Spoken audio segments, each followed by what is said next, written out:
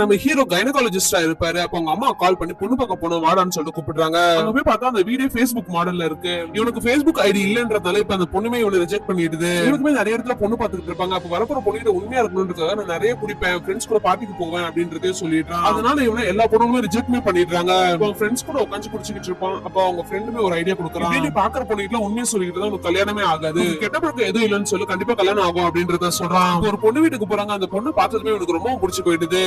இப்போ இவங்க ரெண்டு பேரும் தனியா உட்காந்து பேசிட்டு இருக்காங்க. அப்ப அந்த பொண்ணுமே இவர்கிட்ட உங்களுக்கு ஏதாவது பேட் ஹேபிட்ஸ் இருக்கா அப்படின்றத கேக்குறா. அதுக்கு ஹீரோவும் இருக்குங்க, எனக்கு நகம் கடிக்கிற பழக்கம் இருக்கு அப்படின்றத சொல்றான். இவங்க ரெண்டு பேருமே ரொம்ப பிடிச்சு போயிருக்கோன்றதுனால இப்ப இவங்க ரெண்டு பேரும் கல்யாணம் பண்ணிக்கும் ஓகே சொல்லிடுறாங்க. இவங்க ரெண்டு பேருக்கும் நல்லபடியா கல்யாணம் நடந்து முடிஞ்சிருக்கும். ஹீரோவும் ஹாஸ்பிட்டல் போறதுக்கு முன்னாடி தான் ஒய்ஃபை எழுப்பி பெட் காஃபிலாம் கொடுத்துட்டு போறான். இவங்க ரெண்டு பேரோட மேரேஜ் லைஃப் நல்லதா போய்கிட்டு இருக்கும். அப்ப எப்பவே குடிக்கிற பாருக்கு போய் குடிக்கலாம்னு சொல்லிட்டு போறான். பார்த்தா அவனோட ஃப்ரெண்டுமே அங்க இருக்கா. உன் கல்யாணத்துக்கு ஏதாவது வர முடியல, அப்புறம் வெளியூர்ல இருந்தேன் அப்படின்னு சொல்லிட்டு அவ எடுத்த போட்டோஸ்மே காட்டிக்கிட்டு இருக்கான். அதாவது அவனோட ஒய்ஃபோட போட்டோவுமே வருது. அதை பாக்குற ஹீரோவே யாரு இது அப்படின்றத கேக்குறான். இவன் என் ஃப்ரெண்ட், இவளோட பேச்சுலர் பார்ட்டில எடுத்த போட்டோ தான் இது. பயங்கரமா பார்ட்டி பண்ணி குடிப்பா. இவ்வளவு மாதிரி ஒரு குடிக்கறி நீ பாத்துக்கவே முடியாது. இப்பதான் அவளுக்கு கல்யாணமும் ஆச்சு, அதுக்கு இருக்க யாருன்னு தான் தெரியல அப்படின்றத சொல்றான். இதை கேக்குற நம்ம ஹீரோக்குமே பயங்கரமா ஷாக் ஆயிடுது.